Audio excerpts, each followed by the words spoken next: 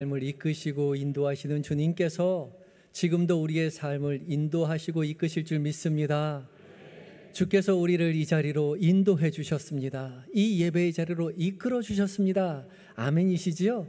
예, 하나님께서 부르시고 이끌어 주셨으니 약속하신 모든 말씀으로 우리에게 말씀하실 것입니다. 귀한 은혜의 찬양 감사합니다. 이 시간 이 자리에서 그리고 각자의 처소에서 하나님 앞에 예배하는 모든 성도님들에게 약속하신 하나님의 은혜가 함께 하시기를 예수 그리스도의 이름으로 축복합니다. 지난주에 숙제 검사하겠다고 했는데 지난주 가족주일 오후 찬양 예배 교회에서 안 드리고 가족들과 함께 잘 드리셨습니까? 예, 마음으로만 말씀하세요. 예, 제가 말씀 나누고 주중에 이야기를 좀 들어보니까 가족이 혼자 되신 분들이 많아서 가정이 혼자 사시는 분들이 많아서 그런 분들이 좀 외롭다고 얘기를 하시는 분들이 좀 계시더라고요. 찾아보니 우리나라 통계에 40%가 독거 이제 가계라고 이야기합니다. 그러니까 홀로 사시는 분들이 우리나라의 40%의 인구인 거죠. 그러니까 오늘 우리 예배드리는 분들 중에 어쩌면 40% 정도는 혼자 신앙생활하고 또 가정에서 살고 계시는지도 몰라요. 그래서 내년 가족주일은 홀로 사시는 분들이 외롭지 않도록 좀 준비해서 함께 드려지는 예배가 되었으면 좋겠다는 생각을 좀 했습니다. 우리 들어오실 때 혹시 예배당 들어오시면서 하나님의 미소를 보셨습니까? 들어오시면서 하나님의 미소 보셨어요? 못 보셨어요? 아무도 못 보셨습니까? 저는 봤는데 우리 옆 사람 얼굴을 한번 보세요. 바로 옆 사람의 얼굴에 하나님의 미소가 담겨 있습니다. 한번 보세요. 우리 옆 사람에게 이렇게 인사하겠습니다. 당신의 얼굴에 하나님의 미소가 보입니다. 네, 얼굴 보고 인사해야죠. 얼굴 보고. 예.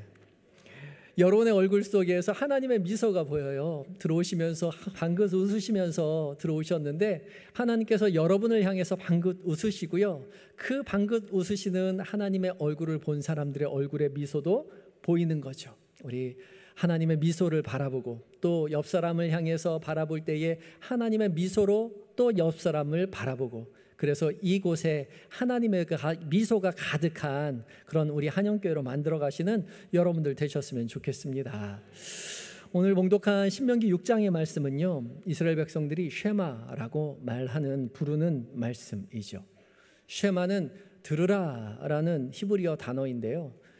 신명기 6장 4절부터 9절까지의 말씀, 이스라엘아 들으라라고 시작을 합니다. 그래서 6장 4절부터의 첫 단어가 들으라는 쉐마입니다. 옛 문헌들은 글을 제목을 짓지 않고 글의 첫 단어를 글의 제목으로 사용하는 경우가 많았기 때문에 이 신명기 6장 4절부터 9절까지의 말씀을 쉐마라고 이름 지었던 것 같습니다.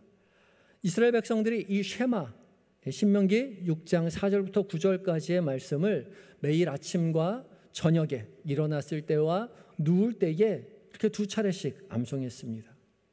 매일 두 차례씩 암송했으니 이스라엘 백성이라면 누구나 잊을 수 없는 그런 말씀이겠죠. 제가 어렸을 때 국민학교 다닐 때 국민교육 헌장을 방학 숙제로 외워갔거든요. 여러분들 다 여기 계신 연배에 계신 저랑 비슷한 연배 또래에 계신 분들은 다 기억하실 텐데 다 기억하고 계세요?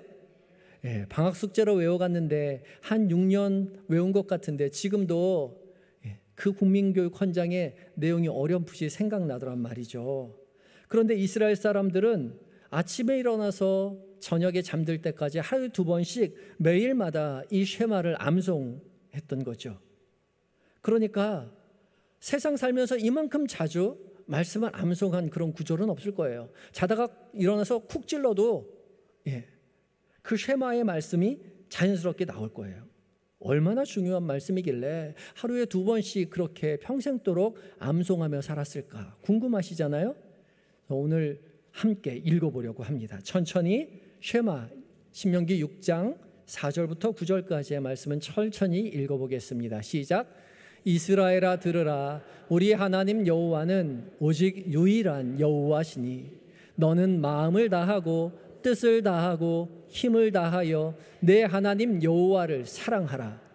오늘 내가 네게 명하는 이 말씀을 너는 마음에 새기고 내 자녀에게 부지런히 가르치며 집에 앉았을 때든지 길을 갈 때든지 누워 있을 때든지 일어날 때든지 이 말씀을 강론할 것이며 너는 또 그것을 내 손목에 매어 기호를 삼으며 내 미간에 붙여 표로 삼고 또 내 집 문설주와 바깥문에 기록할지니라. 아멘. 2페이지 가득 담긴 긴 문장이지만 이 문장의 핵심 내용은 노랗게 칠해진 말씀입니다. 노랗게 칠해진 말씀만 함께 읽어봅니다. 시작. 너는 마음을 다하고 뜻을 다하고 힘을 다하여 내 하나님 여호와를 사랑하라. 예. 마음을 다하고 뜻을 다하고 힘을 다해, 그러니까 최선을 다해 내 하나님 여호와를 사랑하라고 말씀하고 계시죠. 이스라엘 백성들은 매일 이 성경 구절을 2차례씩 암송하고 살았던 것입니다. 왜 하나님은 이스라엘 백성들에게 하나님 최선을 다해 사랑하며 살라고 말씀하셨을까요? 우리가 하나님을 사랑한다는 것이 우리의 삶에 어떤 의미가 있을까요? 오늘 함께 말씀을 묵상하며 은혜를 나누려고 합니다. 첫 번째로요, 우리가 기억해야 할 것은 사랑은 하나님 나라의 통치 이념이기 때문입니다. 함께 읽겠습니다. 시작. 사랑은 하나님 나라의 통치 이념이기 때문입니다. 오늘 본문 말씀 6장 1절 말씀도 읽어봅니다. 시작. 이는 곧 너희의 하나님 여호와께서 너희에게 가르치라고 명하신 명령과 규례와 법도라. 너희가 건너가서 차지할 땅에서 행할 것이니. 아멘. 이는 곧, 이것은 너희의 하나님 여호와께서 너희에게 가르치라고 명령하신 명령과 규례와 법도인데, 이 모든 명령과 규례와 법도를 너희가 건너가서 차지할 땅에서 행하라 라고 말씀하고 계시죠.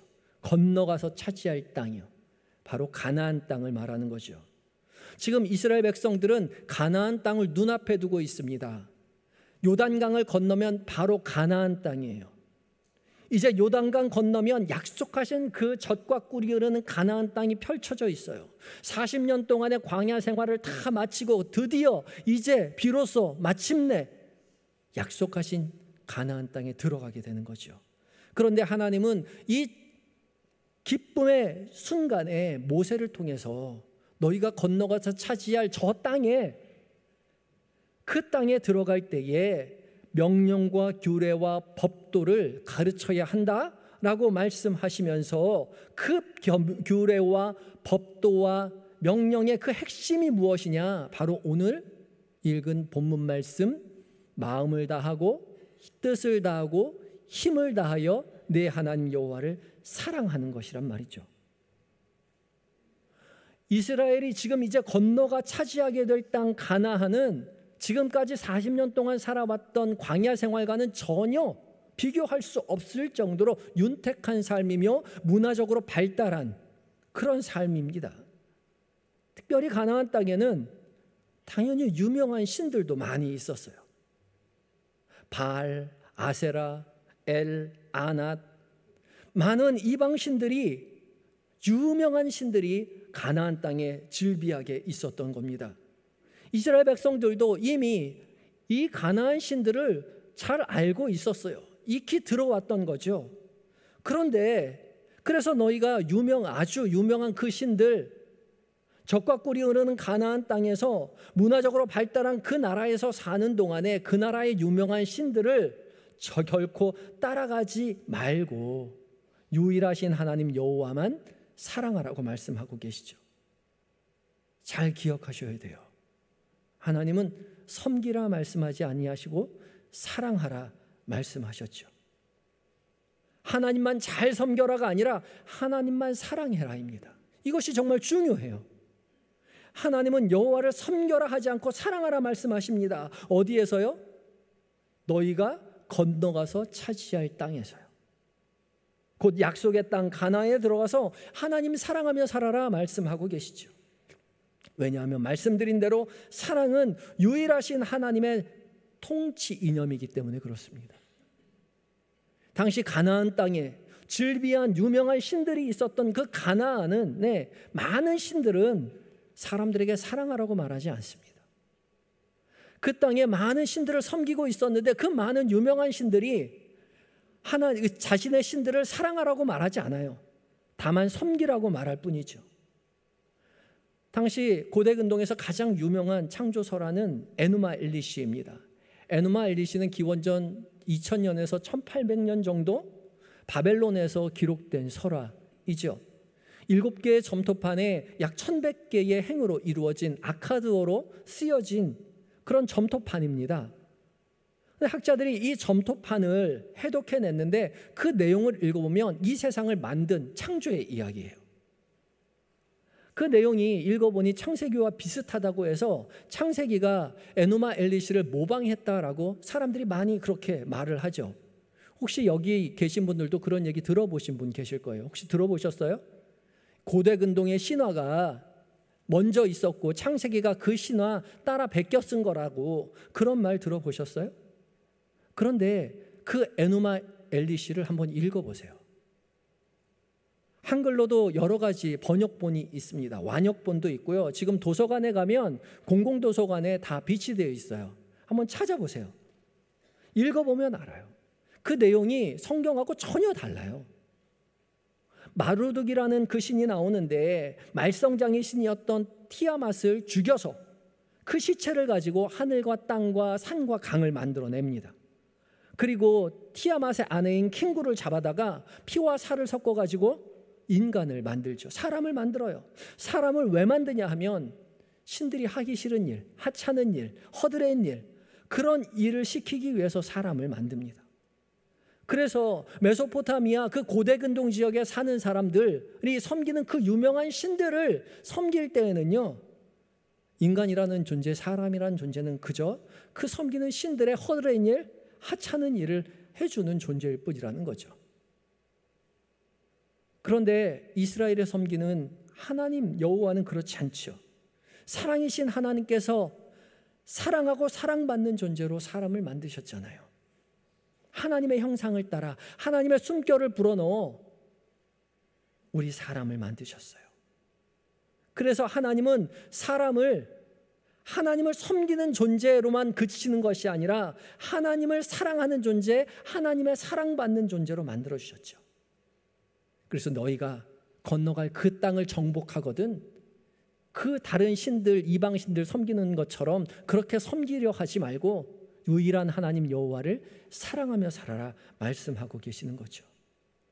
세상 모든 다른 신들은 다 나를 섬겨라라고 말을 하지만 하나님은 섬기는 차원에 그칠 것이 아니라 내가 너희를 사랑한 것처럼 너희도 나를 사랑하라 말씀하고 계시는 거예요. 섬기는 것과 사랑하는 것은 차원이 다른 이야기입니다. 섬기는 것은요, 마음이 안 내켜도 섬길 수 있어요. 직장 상사, 회사 사장님, 군대 지휘관 잘 섬길 수 있죠. 섬긴다는 표현을 우리 요즘 그런 표현 잘 쓰진 않지만 그게 어떤 의미인지 잘 알고 있어요. 섬기는 것은 그 지위에 맞는 예우를 해주는 거죠. 지휘관이면 지휘관, 장군이면 장군, 사장이면 사장.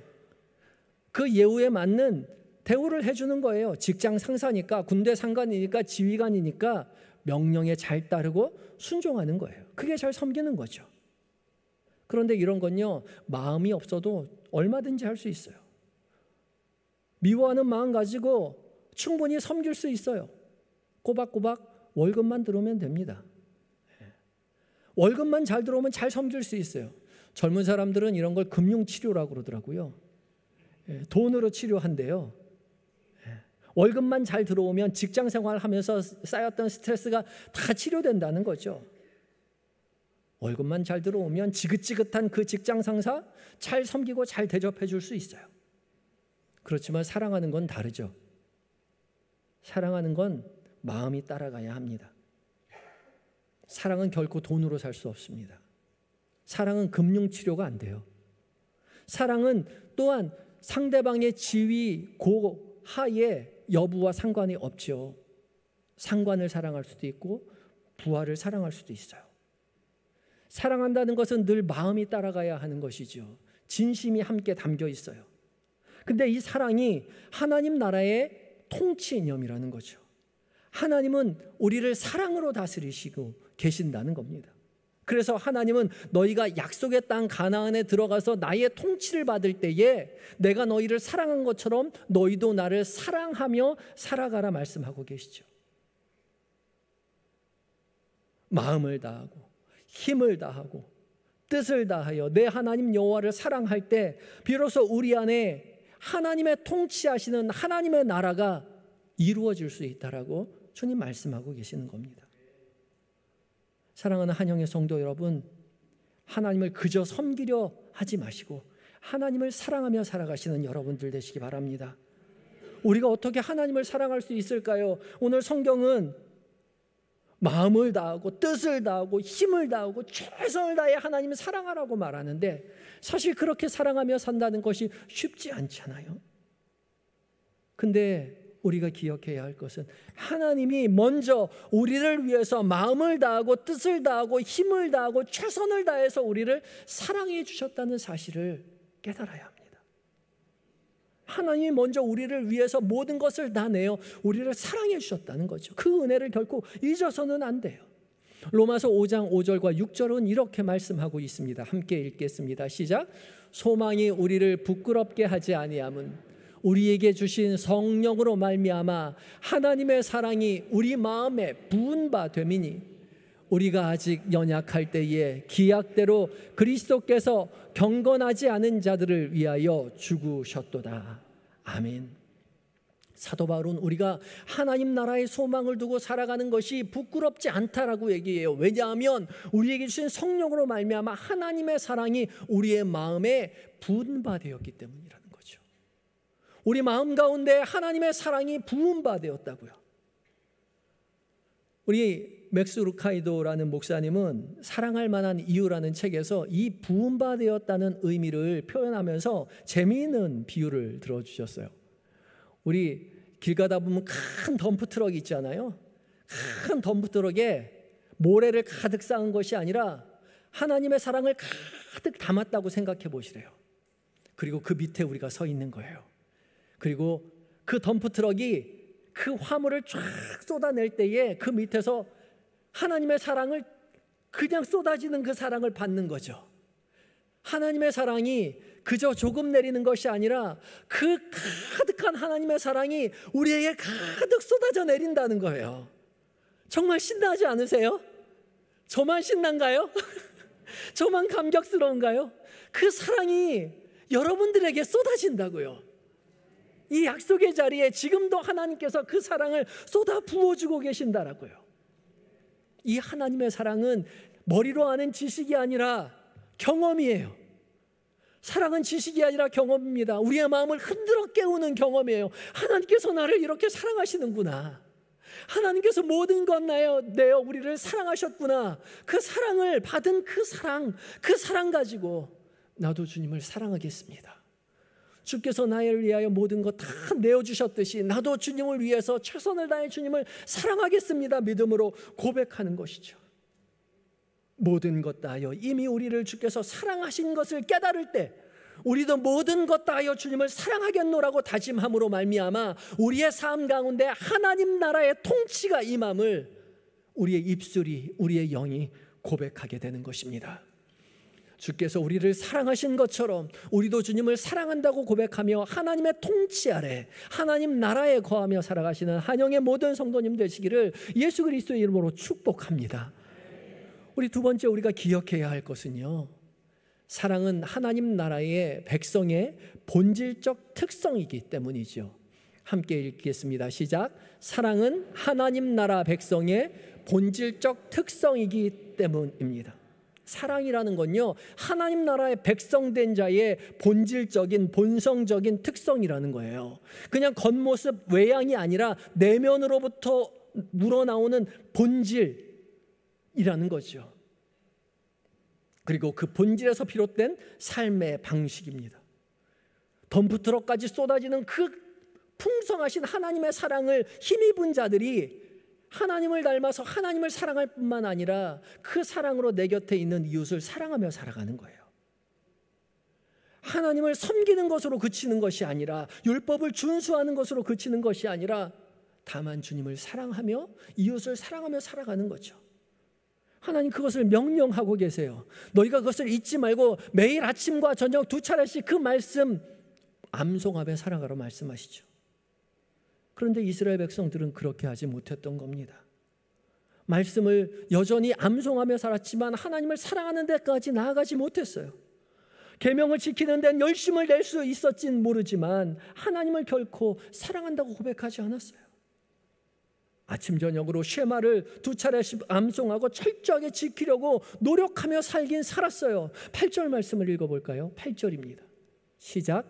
너는 또 그것을 내 손에 메어 기호를 삼으며 내 미간에 붙여 표로 삼고 또 내 집 문설주와 바깥문에 기록할지니라. 하나님 명령하셨잖아요. 그것을 내 손목에 메어 기호로 삼으라고요.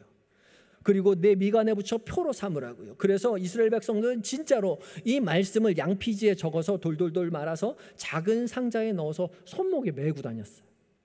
그리고 또 미간에, 눈 사이에 미간에, 이마에 붙이고 다녔다는 거죠. 이걸 테필린이라고 말을 합니다.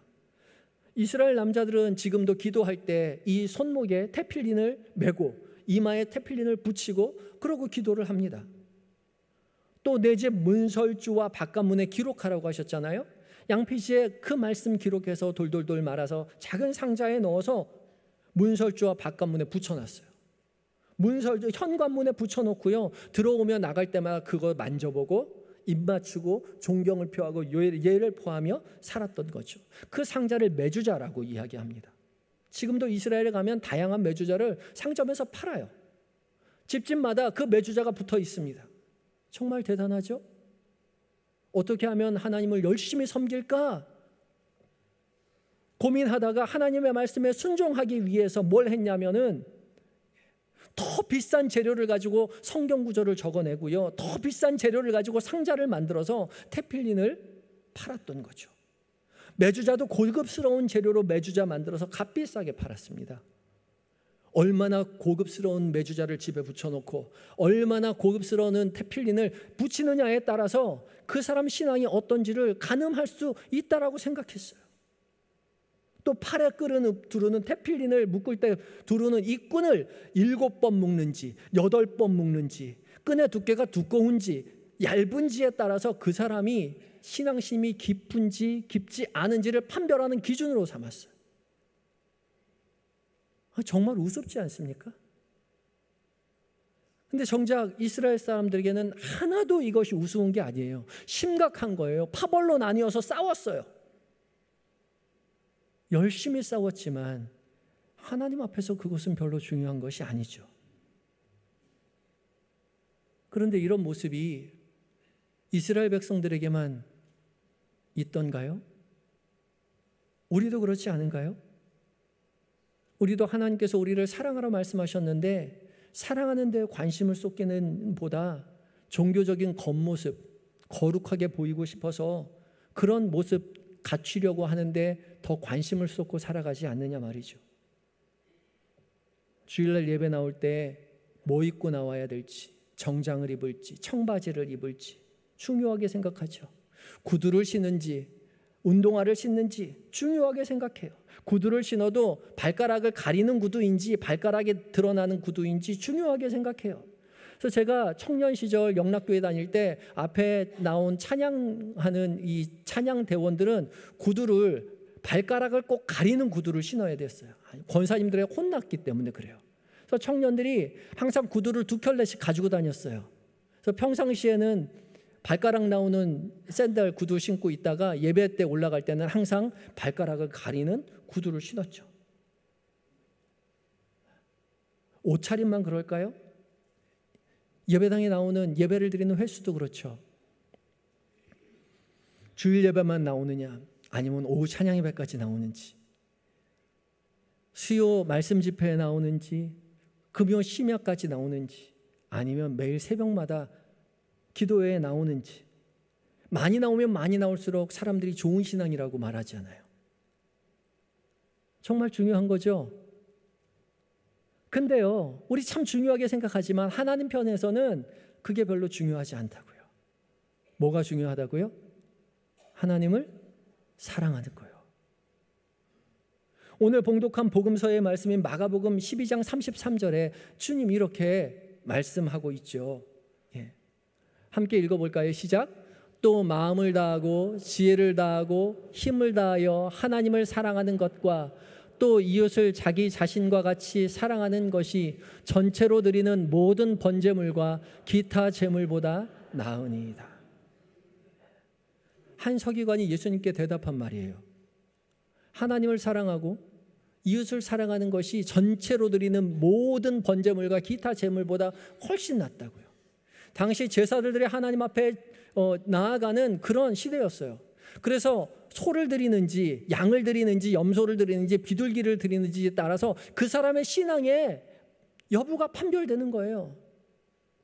더 비싼 것을 하나님 앞에 가져가서 저 사람 신앙 좋은가 보다 그렇게 생각하도록 바치고 싶었던 거죠. 우리도 그렇지 않아요. 그런데 하나님은 그것보다 중요한 것이 있다고 하시죠. 모든 번제물과 제물이 필요 없다는 게 아니에요. 그것보다 중요한 게 있다는 겁니다. 하나님을 사랑하고 이웃을 자신과 같이 사랑하는 것, 그것이 어떠한 제물을 가지고 하나님 앞에 나아가느냐보다 훨씬 더 중요하다는 고백이에요. 사랑이 먼저입니다. 사랑하면요 더 많이 보고 싶어요. 더 자주 보고 싶고요. 사랑하면 사랑하는 사람 만나러 갈 때 그냥 아무렇게 나가지 않아요. 사랑하는 사람 만나러 가는데 어떻게 그냥 가요? 집에서 제일 좋은 옷 갖춰 입고 가는 거죠. 하나님을 사랑할 때에 우리가 하나님 앞에 나아갈 때 그냥 대충 입고 갈 수 없어요. 하나님 앞에 나아갈 때 내가 가장 소중하게 생각하는 그 옷 가지고 간다고요. 입고 간다고요. 사랑이 먼저라는 거죠. 또 마찬가지입니다. 사랑하면 사랑할수록 자주 만나고 싶어요. 사랑해 보셨잖아요. 그렇죠? 사랑하면 더 보고 싶지 않아요? 더 만나고 싶어요. 하나님을 사랑하는 것도 마찬가지입니다. 하나님을 사랑하기에 더 자주 하나님 만나고 싶은 거예요. 주일날 오전 예배로 성이 차지 않는 거죠.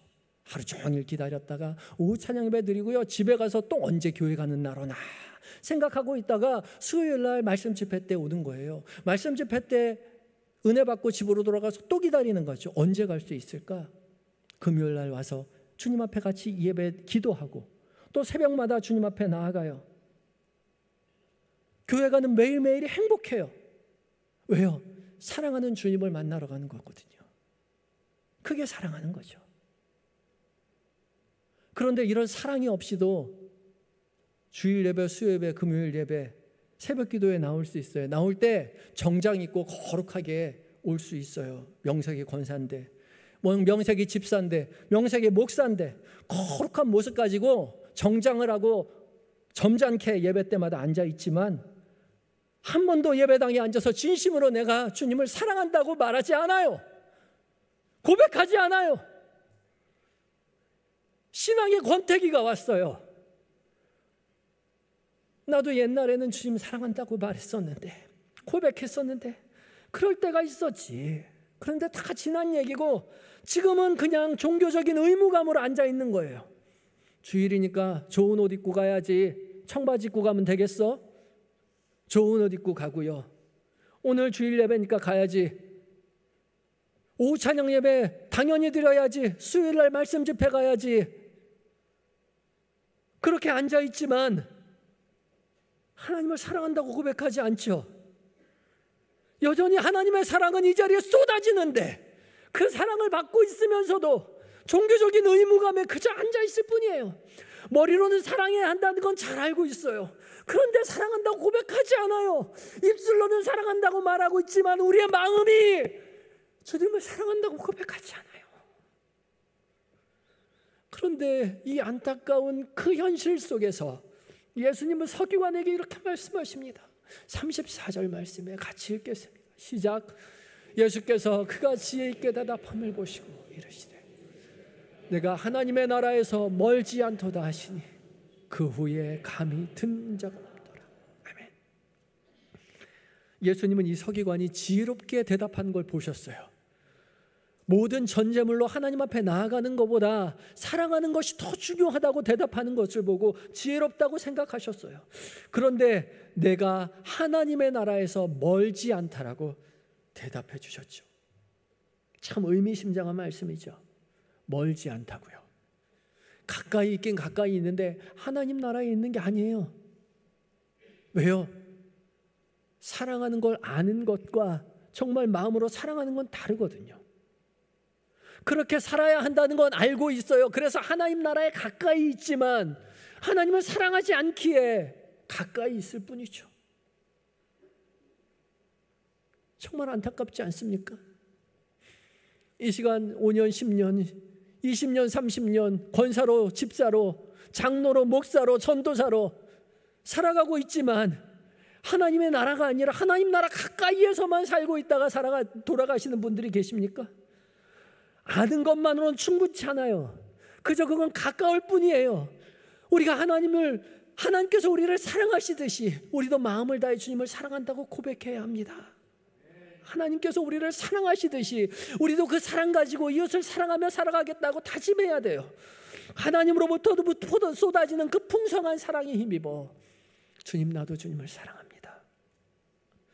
주님, 내 사랑이 여전히 부족하지만 주께서 나를 위해 사랑하셨으니 나도 힘을 다해 뜻을 다해 나의 마음을 다해 주님을 사랑합니다라고 고백해야 돼요. 그래야 우리가 하나님 나라에 사는 겁니다. 열심히 교회에 다니는데, 열심히 예배에 참석하고 있는데 여전히 하나님 나라에 가까이서만 살고 계시는 분이 계십니까? 직분과 아무 상관없어요.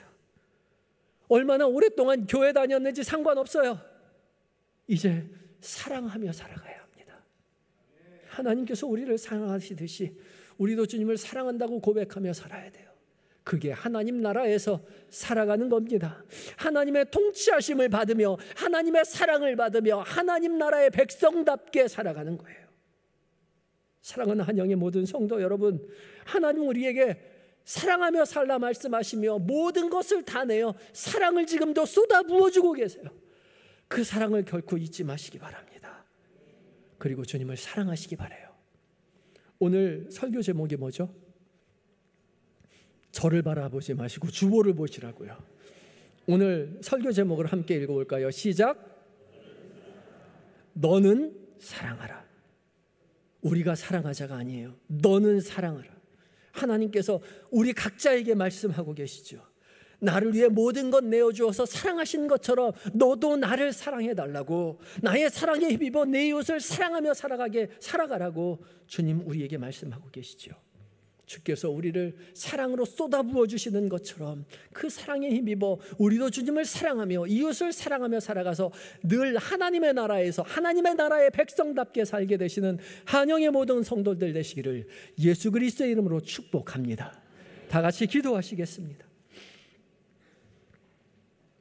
우리를 사랑으로 창조하시고 지금도 그 사랑으로 쏟아부어 주시는 주님, 종교적인 습관에 갇혀서 하나님, 옛날엔 하나님 사랑했지만 지금은 그 사랑 다 잊고 의무감 속에서 앉아있는 우리를 주님 용서하여 주시옵시고 우리의 마음을 다하여 뜻을 다하여 힘을 다하여 우리도 주님을 사랑하고 이웃을 사랑하며 다 살아가겠노라고 영으로 고백하는 우리의 삶이 되게 하여 주시옵소서. 그리하여 우리의 삶의 모든 자리가 하나님의 통치하시는 하나님의 나라임을 고백하며 살아가는 모든 한영의 성도들이 다 되게 하여 주시옵소서. 우리 위에 모든 것 내어주신 예수님의 거룩하신 이름으로 기도드립니다. 아멘.